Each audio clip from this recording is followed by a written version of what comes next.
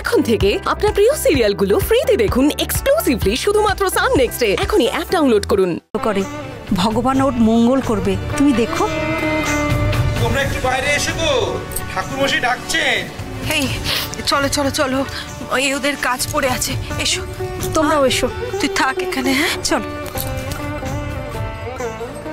কি গো বিয়ের পরে কি ভাবছো? কি আবার ভাববো? তুই এলি কখন? আমি তো সব সময় আছি। আমি বলি তুমি কি ভাবছো? বল দেখি। তুমি ভাবছো বিয়ে করে পাশের গ্রামে চলে যাবে, তখন আর রোজ রোজ বাবা মায়ের সঙ্গে দেখা হবে না, তাই তো? কত কষ্ট হবে। কি আর করা যাবে, যুগ যুগান্তর ধরে তো এটাই চলে আসছে। বিয়ের পর মেয়েকে মা বাবাকে ছেড়ে চলে যেতেই হয়। কিন্তু একটা জিনিস দেখেছিস জয়া, সব সময় কিন্তু মেয়েদেরকেই ছাড়তে হয়। ঘর বাড়ি, মা বাবার বাড়ি ছেড়ে দিয়ে শ্বশুর বাড়ি তখন তার নিজের বাড়ি হয়। তাহলেও যদি এই গ্রামে বিয়ে হয় তাহলে বেশ হয়, ভালো। সবাই চেনা গ্রামের মানুষ, ছেঁড়া সাথী, বাবা মা সবার সাথে দেখা হবে। ওইসব নিয়ে ভেবে আর কি হবে বল? তুইও তো বলেছিস যা ঘটার তাই ঘটবে। ঠিক বলেছ, তোমার ভাবনা তো মিলবে না গো। আমি বলছি তোমার বর অন্য গ্রাম থেকেই বিয়ে করতে আসবে, তবে তুমি যে গ্রাম থেকে আসবে ভাবছো সেই গ্রাম থেকে আসবে না গো, আসবে অন্য গ্রাম থেকে তোমার বিয়ে করতে। কি বলছিস তুই? তোর কি মাথা খারাপ হয়ে গেছে? দেখোই না, তখন বলো।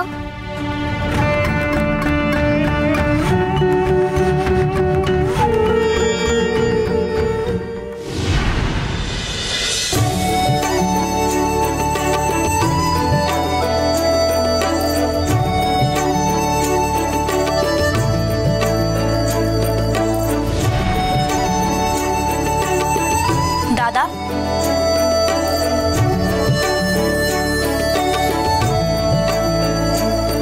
তাঁতি বাড়ি থেকে এগুলো দিয়ে গেছে, তোকে তো বেশ ভালোই মানাবে।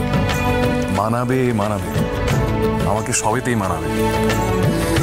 বিয়ের সাজে আমাকে কেমন লাগবে বলতো? আমাকে একটা কথা বলবি?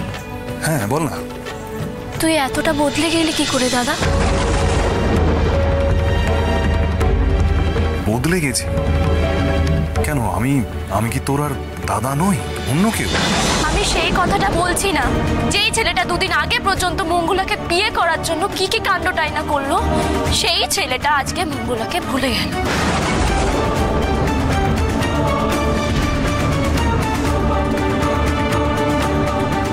বাবার বাধ্য ছেলে হয়ে অন্য একটা মেয়েকে বিয়ে করার জন্য ছুটছে।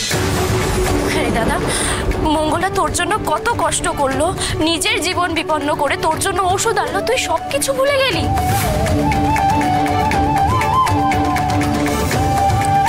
দেখ, মানুষ মানুষের জন্যই করে, সেটাই তো স্বাভাবিক।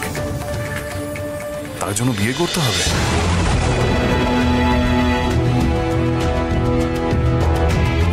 বিয়ে সারা জীবনের ব্যাপার।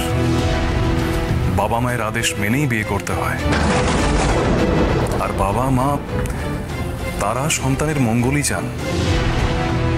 তুইও কিন্তু বাবার আদেশ মেনেই বিয়ে করিস, তার বিরুদ্ধে যাস না। তুই এত সহজে মঙ্গলাকে ভুলে যাচ্ছিস, আর যেই মেয়েটাকে দেখিসনি, চিনিস না, জানিস না, সেই মেয়েটাকে বাবার কথা মতো বিয়ে করতে ছুটছিস। তুই তো এমন ছিলিস না দাদা, তোর কি মাথা খারাপ হয়ে গেল? রাজন না, বেশি বাজে কথা বলিস না। মাথা আমার আগে খারাপ ছিল, তাই মঙ্গলার পেছনে ছুটেছিলাম। এখন আমি সুস্থ। আমি আমার ভুল বুঝতে পেরেছি। আর তুই ওর হয়ে সালিশি করছিস কেন? মঙ্গলা তোকে শিখিয়ে পাঠিয়েছে নাকি? মোটেও না, মঙ্গলারও যথেষ্ট আত্মসম্মান আছে, আর সেও তার মা বাবার কথাতেই বিয়ে করছে, আর ওরও ভালো ঘরেই বিয়ে হচ্ছে। রাজন্না, তুই এখন এখান থেকে যা। যাচ্ছি, তবে একটা কথা মনে রাখিস, তুই যেটা করছিস তার জন্য তোকে একদিন অনুশোচনা করতে হবে। তোর জন্য মঙ্গলা ছাড়া আর কেউ যোগ্য না।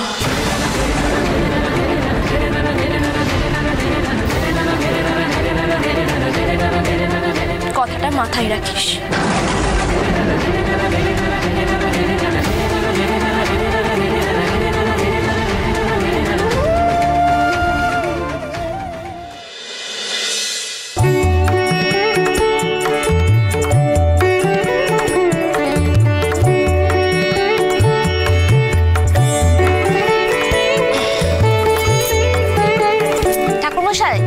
বিয়ের সব জিনিসপত্র ঠিক আছে তো?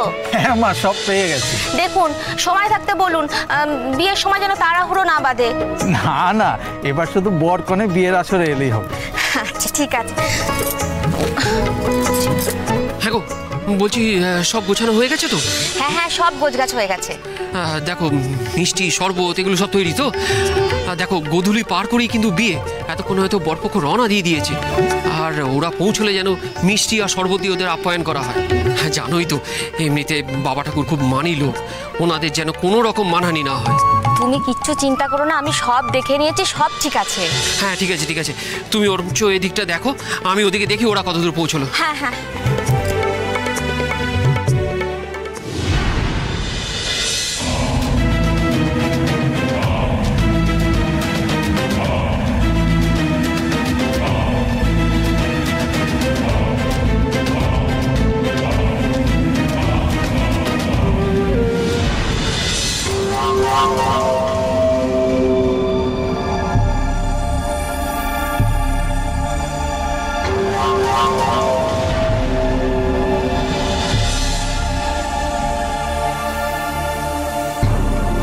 বাবা জমন্তক,